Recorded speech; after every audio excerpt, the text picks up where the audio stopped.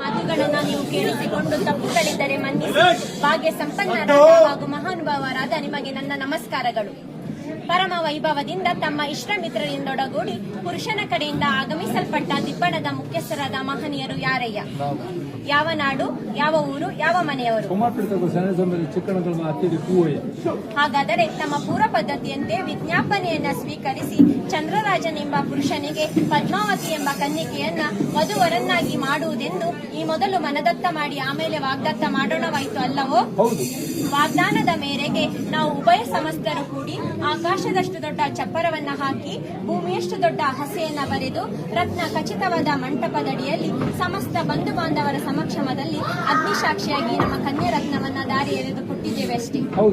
ಹಾಗಾದರೆ ನಿನ್ನೆ ದಿವಸ ಪುರುಷನನ್ನ ಮನ್ಮಥನಂತೆಯೂ ಕನ್ನಿಕೆಯನ್ನ ರತಿದೇವತೆಯಂತೆಯೂ ಶೃಂಗರಿಸಿದ್ದಲ್ಲಾಗಲಿ ರೂಪು ಲಾವಣ್ಯದಲ್ಲಾಗಲಿ ಏನೊಂದು ಕುಂದು ಕೊರತೆ ಇಲ್ಲದೆ ಕಾಮ ಚಕ್ರೇಶ್ವರನನ್ನ ಹೋಲುವ ಪುರುಷನ ದ್ವಿಯ ಹಸ್ತಗಳಿಗೆ ಚಾರು ಹಸ್ತಗಳನ್ನಾಗಿ ಮಾಡಿದಲ್ಲಾಗಲಿ ಯಾವ ಲೋಪದೋಷಗಳು ಕಂಡಿಲ್ಲವಷ್ಟೇ.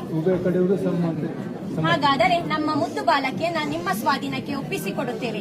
ಹಾಗೆ ಒಪ್ಪಿಸಿಕೊಡುವಾಗ ಬಾಲಕಿಗೆ 12-24 ವರಗಳನ್ನ, ಉಡಲು ವಸ್ತ್ರವನ್ನ, ತೊಡಲು ಚಿನ್ನಾಭರಣಗಳನ್ನ, ಊಟ ಮಾಡಲು ಬೆಳ್ಳಿ ಬಟ್ಟಲನ್ನ, ಕರೆದುಣ್ಣಲು ಗೋವಿನ ಹಿಂಡನ್ನ ಬಳುವಳಿಯಾಗಿ ಕೊಟ್ಟಿರುತ್ತೇವೆ. ಹೀಗೆ ನಾವು ಕೊಟ್ಟ ಅಲ್ಪ ಐಶ್ವರ್ಯವನ್ನ 1ಕ್ಕೆ 10, 10ಕ್ಕೆ 100, 100ಕ್ಕೆ 1000 ಗಟ್ಟಲೆ ಅಭಿವೃದ್ಧಿ ಮಾಡಿ ಕೀರ್ತಿ ಗಳಿಸುವಂತೆ ಮಾಡುವವರು ಯಾರಯ್ಯ?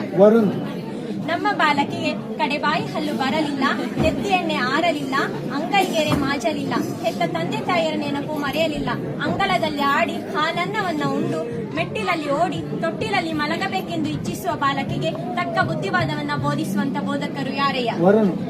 ನಮ್ಮ ಬಾಲಕಿಯು ಚಿಕ್ಕದಾಗಿರುವ ಕಾಲದಿಂದಲೂ ಮಾವನ ಮನಗುಣವನ್ನ ಅರಿಯಲು, ಅತ್ತಿ ಕೆಲಸವನ್ನ ತಿಳಿಯಲು, ಭಾವ ಮೈದುನರ ಭಾವನೆ ಗೊತ್ತಿಲ್ಲ, ಕುಟುಂಬದ ಕೂಟ ಕೂಡಿದವಳಲ್ಲ.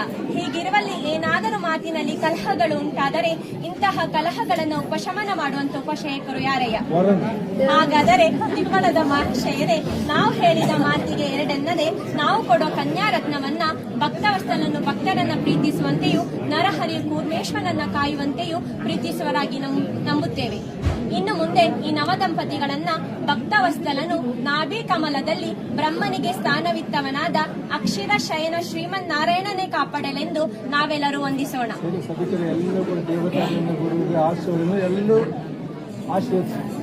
10 ಕುಟುಂಬ 18 ಗೋತ್ರ ದೇವಸದೆ ಸಂಸಾರ ಸಂಗಡ ಕೇಳಿ ಮಧುಮಕ್ಕಳನ್ನ ದಿಬ್ಬಣದ ಮುಖ್ಯಸ್ಥರಿಗೆ ವಹಿಸಿಕೊಡುವಂತೆ